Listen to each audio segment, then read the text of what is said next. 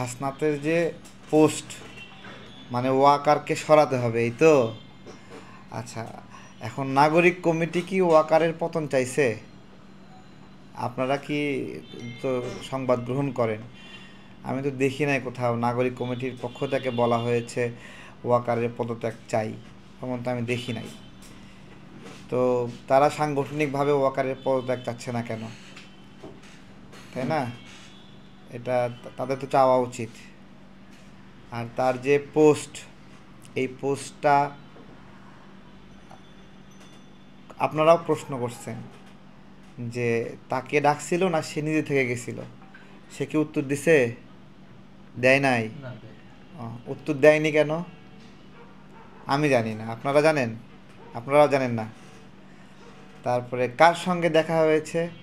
ওয়াকার সাহেবের সাথে দেখা হয়নি, এটা তো বোঝা গেছে নাকি মোটামুটি। মানে তার অভিযোগ ওয়াকারের বিরুদ্ধে। আচ্ছা, এখন তাহলে তার সামনে যদি ওয়াকার থাকতো, এত বড় একটা অভিযোগ দিছে, সাংবাদিকরা বারবার জিজ্ঞাসা করছে আপনার কি ওয়াকার সাহেবের সাথে দেখা হয়েছে না অন্য কারোর সাথে, সে এটা এড়ায় যাচ্ছে কেন? এড়ায় গিয়ে কী কী বেনিফিট? আমি এই প্রশ্নগুলো করছি কেন, আমি কনফিউজড কেন? মানে গত কয়েকদিনে নাগরিক কমিটির অনেক চুরি চামারি বের হয়েছে, তাই না? আওয়ামী লীগের মতোই একটা দরবেশ পাওয়া গেছে যে এনসিটিভির দুর্নীতির সঙ্গে জড়িত। তারা বিভিন্ন ব্যাখ্যা দিল যে 400 কোটি টাকা তো এনসিটিভিতে মানে ওই ক্ষেত্রে বরাদ্দ ছিল না। মানে ওরা বলতেছে কাগজ কেনার যে বিল, এটা 100 সামথিং কোটি বা 200 কোটি। তো ওরা বলতেছে যে কাগজ কিনতে তো 400 কোটি টাকা লাগে না, 400 কোটি টাকা দুর্নীতি কীভাবে হবে? ওরা এটা দিয়ে ছাপতেছে, কিন্তু এনসিটিভির এই প্রজেক্টে 200 কোটি টাকার উপরে বরাদ্দ ছিল, এই 2000 কোটি টাকার উপরে বরাদ্দ ছিল। তো সেখানে 400 কোটি টাকার দুর্নীতির বিষয় আসছে। ওরা খুব সুকৌশলে এটাকে সাইড করতেছে যে কাগজ কিনতে তো, ভাই তোমার কাগজ কেনার কথা আমরা বলছি, আমরা তো কাগজ কেনার কথা বলি নাই, তোমরা কাগজ পাইলা কই, তাই না? কাগজটা আনলো কেন? তার মানে কাগজে দুর্নীতি করছে, অন্যগুলোতেও সাথে সম্পৃক্ত হয়েছে।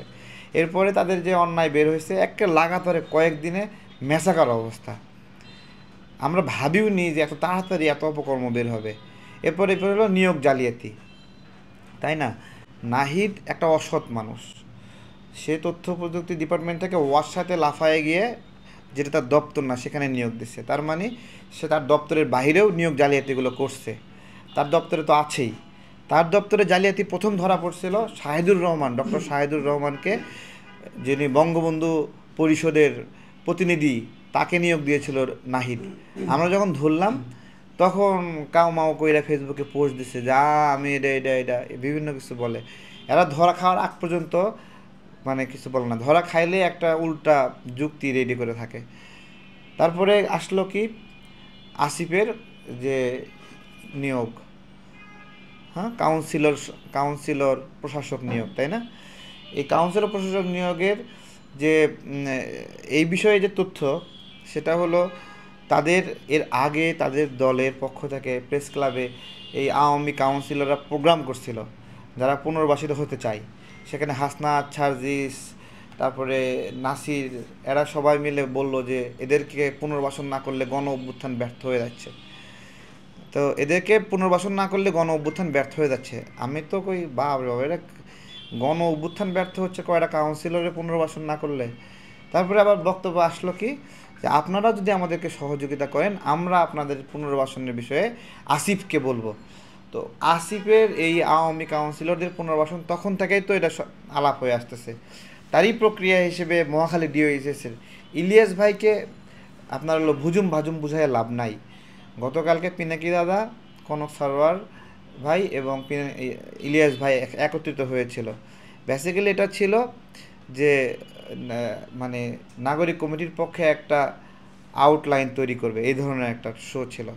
কিন্তু ইলিয়াস ভাই আসলে একটা জিনিয়াস, মানে এই ধরনের প্রমোশনের মধ্যেও উনি সত্যটা বলে দিছে, যেটা ওরা হজম করতে পারতেছে না। এখন হাসনাতের এই বিষয়টা আসলো কিভাবে? প্রথমত গত কয়েকদিনে নাগরিক কমিটির এই ধরনের কেলেঙ্কারি, সেটা নিয়োগ জালিয়াতি, প্রশাসক নিয়োগে জালিয়াতি, তারপরে এনসিটিভির নিয়োগ মানে রাখাল রাহার দুর্নীতি, আদিবাসী ইস্যুতে সমস্যা, সমকামী ইস্যুতে সমস্যা, এত সমস্যা নিয়ে এরা চলতে পারতেছিল না। ওই সময়টাতে এরা এই টার্মটা নিয়ে আসছে, এটা একটা বিষয়। তো এগুলো কি বলবেন, এখন ওরা অনেক ক্ষমতাশালী। এখন তো আপনারাও কি জিজ্ঞাসা করেছেন, বের করতে পারছেন? কিছু তো বের হয়নি, কিছু বের হয়নি। তো এটা একটা পরিকল্পিত একটা ঘটনা, যেটা ইলিয়াস ভাই কিছুটা তুলে ধরেছেন। আমার কাছেও এটা তো পরিকল্পিত বলতে আমরা খেয়াল করছি তো, তাই না?